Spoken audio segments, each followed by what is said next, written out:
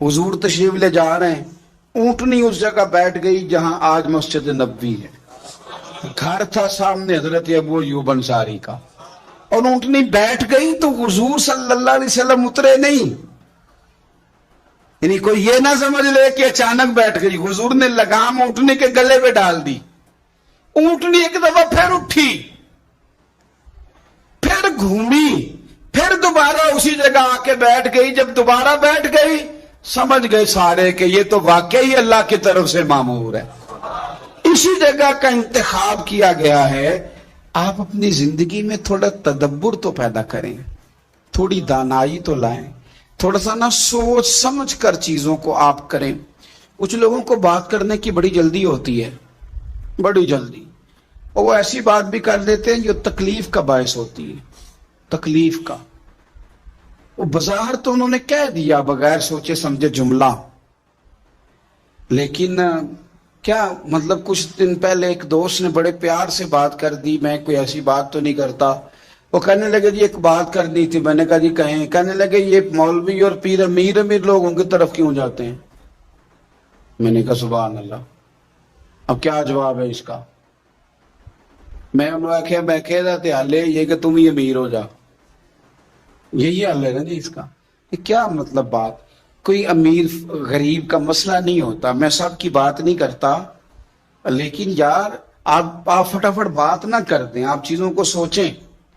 میں کئی دفعہ 200 میل کا سفر کر کے گھر آ جاتا ہوں اور پٹرول اپنی جیب سے ڈلواتا ہوں۔ میں مسجد میں بیٹھا ہوں، دیانتداری سے کہہ رہا ہوں، ایسے بھی سنگی ہیں، یہ بڑے بڑے معاملات ہیں، بڑی بڑی آزمائشیں۔ ایک دفعہ پنڈی سے واپس آ رہا تھا، کچھ لوگ پیار کرتے ہیں نا، میرا موبائل خراب کام ہی ہوتا ہے، کوئی تحفے میں لے جاتا ہے اکثر نکال کے، اب بھی خراب ہو گیا۔ رات میں نے ایک بچے سے کہا میں کیا کہ کوئی سستا جا لمنا ہے، وہ کہندے جی کیوں؟ میں کہ نکل ہی جانا ہے، کہندہ کسی نو دینا جے تو پھر کچھ اجدا دیو لے کے، یہ ہوتا ہے۔ اچھا اب یہ کہ پنڈی سے لوٹ رہے تھے، رستے میں کسی نے محفل میں کسی نے جیب شیب بھی سارا کچھ صاف کر لیا، پیٹرول پمپ پہ گئے تو میرا خیال تھا ڈرائیور کے پاس پیسے ہوں گے، میں نے اسے کہا پیٹرول، تو کہنے لگا پیر صاحب میرے کو تو کوئی شے بھی نہیں۔ تو کسی دوست کو بلایا، اس نے 2000 روپیہ دیا، پیٹرول ڈلوایا۔ یہ غریبی کے لیے نہیں سنا رہا، اللہ کا بڑا فضل ہے، بڑی رحمتیں۔ صرف آپ کو یہ بات سمجھا رہا ہوں کہ کوئی جملہ جب ہم بولتے ہیں، کوئی بات جب ہم کرتے ہیں، تو تھوڑا اس میں اگر تدبر ہو، اس میں تھوڑی سی حکمت ہو، اس میں تھوڑی سی دانائی ہو، اس میں کچھ ایسا معاملہ ہو، تو پھر چیزیں اور ہوتی ہیں۔ میں نے اس سنگی سے، اور بھی کئی دوست اس طرح کے ملتے ہیں، میں نے اسے کہا کہ اگر ہم امیروں کے گاہک ہوتے نا تو تم اس مسجد میں بیٹھے ہوتے جس کے چاروں کونوں میں ایسی لگے ہوتے، بڑی وسیع و عریض ہوتی، بڑا کچھ تمہیں نظر آتا۔ یہ حال دیکھ کے ہمارا دیکھ لو کہ ہم امیروں کی طرف کتنا جاتے آتے ہیں۔ فقط جذبات کی راہ میں نہ بہہ جانا، بلکہ بہت ساری چیزوں کو گہرائی اور گہرائی کے ساتھ سمجھنا۔ ہمارے ہاں تریجتوں میں جب سے تلخی آئی ہے تو جذبات میں ہیجان بڑھتا جا رہا ہے۔ لوگوں کے پاس شاید سارا کچھ موجود ہے پر دانائی نہیں، حکمت نہیں، الا ماشاءاللہ۔ امت مسلمہ عام آدمی سے لے کر وقت کے حکمرانوں تک وہ تدبر، دانائی، غور و فکر، معاملہ فہمی، اس شعور سے ہم کمزور ہوتے جا رہے ہیں۔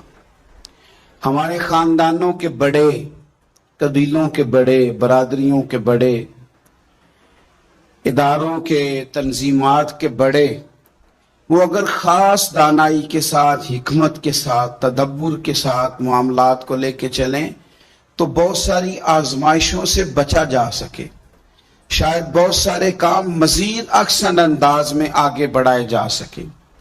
ہمارا جذباتی ہونا، ہمارا ہر کام کو جوش میں لینا اور ہوش سے بالکل کام نہ لینا، یہ چیزوں کو بگاڑ دیتا ہے، سنوارتا نہیں۔ آپ غور کریں اپنے دائیں بائیں کے ماحول کے اندر تو ہماری معاملہ فہمی آہستہ آہستہ کمزور ہو گئی ہے۔ اگر ہمیں کوئی جذباتی کرنے کی کوشش کرتا ہے تو ہم تو پہلے سے بڑے جذباتی ہیں، بالکل تیار بیٹھے. خاتون نے تھوڑا سا رو دیا ہے، بات رو کے بتائیے، ہو گئے ہم جذباتی. ہم نے یہ سمجھا نہیں کہ جو یہ بات کر رہی ہے اس کو تول تو لوں. کوئی ضروری ہے کہ وہ ساری بات ٹھیک ہی ہو. اس پر اگر مکمل تدبر کیا جاتا، اس کو اچھے طریقے سے پرکھا جاتا، پھر اس کے بعد اس کو بھی حوصلے کا کہا جاتا، خود بھی ذرا حکمت اور دانائی سے کام لیا جاتا، تو شاید ہم بہت ساری بزرگوں کی بے ادبیوں سے بچ جاتے، شاید گھر کو توڑنے سے بچا لیتے. پھر ایک شخص ہمیں آ کے بتا رہا ہوتا ہے کہ فلاں آدمی تیرے بارے میں بڑی سخت بات کر رہا تھا، سخت زبان استعمال کر رہا تھا، اس نے تجھے بہت ہی برا بھلا کہا، کوئی جملہ خیر کا تیرے بارے میں اس نے کہا ہی نہیں، اور وہ لفظ جو میں کہہ نہیں سکتا وہ اس نے بتا دیے. تو پہلے تو آپ آنے والے سے یہ سوال کریں، اس سے یہ پوچھیں کہ تو اگر میرا خیر خواہ تھا تو اتنی دیر سنتا کیوں رہا؟ اور سامنے والا بات کہتا ہی اس کے ساتھ ہے جس کا اسے پتا ہوتا ہے کہ اس نے تھوڑی سن لینی ہے، اسی کو تو اتنا خیر خواہ تھا تو اتنی لمبی سن کے آیا. اور پھر اگر تجھے اتنا ہی پیار تھا کہ تو رہ ہی نہیں سکا اور فٹافٹ آ گیا بتانے کے لیے، تو نے اسے سزا کیا دی، جواب کیا دیا؟ اتنی توہین اس نے اگر کر دی تھی بقول تیرے تو چپ کر کے سنتا رہا. ایک جملہ بھی تیری زبان سے نہیں نکل سکا، تو کہہ ہی نہیں سکا. اس کا مطلب ہے کہ تو غیبت پسند ہے، اس کا مطلب ہے کہ تو کہیں نہ کہیں شامل ہے اس بات میں. تو معاملات، پھر میں ایک چھوٹی سی گزارش میں نے بزرگوں سے کرنی ہے، نوجوانوں سے تو ہیں ہی ساری باتیں، بزرگوں سے بھی. ہمارے بزرگ جذباتی نہ ہوں تو کمزور ضرور پڑ جاتے ہیں، بڑی جلدی ریٹائرمنٹ لے لیتے ہیں. حالانکہ بچوں کو ہمیشہ چھاؤں کی ضرورت رہتی ہے. وہ جتنا بھی روئے نا، اس کی خواہش ہوتی ہے چپ مجھے میری اماں ہی کرائے، چاہے اس کی اپنی عمر 60 سال کیوں نہ ہو گئی ہو. اس کا دل کرتا ہے کہ میں جب ڈگمگانے لگوں تو فوراً میرا والد آ کے کہے کہ تو فکر نہ کر، میں مسئلے کو دیکھ لوں گا. اس کی خواہش ہوتی ہے. بزرگ کیا کرتے ہیں؟ وہ کمزور ہو جاتے ہیں، بڑی جلدی ریٹائر ہو جاتے ہیں. وہ کہتے ہیں یہ تیرا کام ہے، تو جان اور تیرا کام جانے. تو آپ اتنی جلدی ریٹائرمنٹ لے لیں گے تو بیچارہ تو الجھ جائے گا، بڑی ساری آزمائشوں میں آ جائے گا. آپ اگر اپنی شعوری عمر کو بڑا کریں، شعوری، ہمارے ہاں نا ہماری ویسے عمر بڑی ہوتی ہے، شعوری عمر نہیں بڑی ہوتی. اللہ تعالیٰ سب کے بچوں کو صحت عطا فرمائے. لیکن جو بچے اب نارمل ہوتے ہیں نا، ان کے بارے میں ڈاکٹر یہ کہتے ہیں کہ یہ خود 14 سال کا ہے، اس کا دماغ 1.5 سال کا ہے. یعنی اس کی جسمانی عمر بڑھ گئی ہے، ذہنی عمر ابھی چھوٹی ہے. ہمارے یہاں بہت سارے لوگ ایسے ہیں جو شعوری طور پر بڑے بچے ہیں، ایسے ضدیں کرتے ہیں کہ جیسے چھوٹا سا بچہ ضد کر رہا ہے. شعوری طور پر کمزور ہیں، ابھی بھی وہ حرکتیں کرتے ہیں جو بڑے چھوٹے جوانوں کو کرنی چاہیے، جو نو عمر نو خیز لوگوں کو کرنی چاہیے وہ والے کام کرتے ہیں. الا ماشاءاللہ.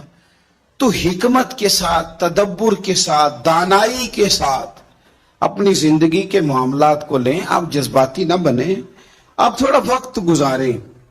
آپ کوئی بھی معاملہ ہے، قرآن پاک نے نا بار بار کہا کہ رب کی ہستی پر بھی غور کرو، وقوع قیامت پر بھی غور کرو. قرآن اللہ کی کتاب ہے، پر شرط یہ ہے کہ تم غور کرو، شرط یہ ہے کہ تم غور کرو. رشتے بھی نبھائے جا سکتے ہیں، پر کاش کہ ہم غور کریں. تدبر نہیں، غور و غوض نہیں، معاملہ فہمی نہیں، شعوری بات.